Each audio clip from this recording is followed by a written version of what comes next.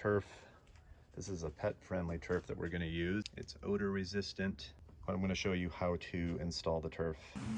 And let it set for about 24 hours. So right now I'm just removing about 2.5 inches of room for these rocks right here. And then I'm going to make room for 1.5 inches of the smaller sand that'll go on top. Now I'm just going around and I'm going to go through the whole area and just stamp it down. You don't want water going down into your foundations, so slope your ground this way a little bit. Now I'm going to roughly lay 2.5 inches of the 3/4 inch gravel down. And now I'm going to add the finer granule that will go on top, and then the turf.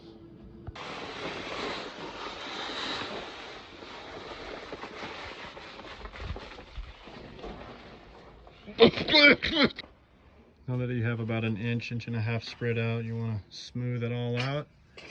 Run the board across it. Make sure it's filling in any voids.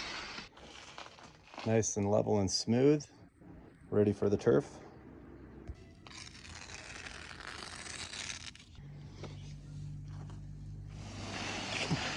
You need to wet the aggregates. Okay, I just laid it in place, but I just fitted it up along the back wall, so I don't have to cut back there.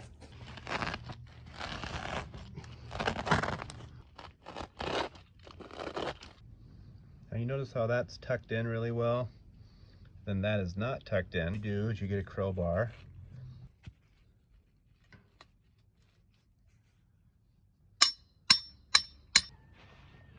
Okay, I have it all cut in right now. Really easy as long as you lay just a rough piece over everything. It's a few inches big, and then just cut right alongside the rock, the pole there coming out. Keep the blades of the grass higher and more fluffier. It weighs down your turf so that it helps flatten the turf out. It says reducing up to 99% of dog urine odors. Sprinkle it on everywhere. It'll help weigh the turf down. Just go over the top of it. In the corner, I'll use these plastic stakes on all the corners. And maybe every 18 inches to 2 feet. I'm hammering the nails. Now you're gonna be tempted to use these things. Don't use these things, they're super visible. Go in really well. Push the grass out of the way some, because you don't want to hammer the grass down.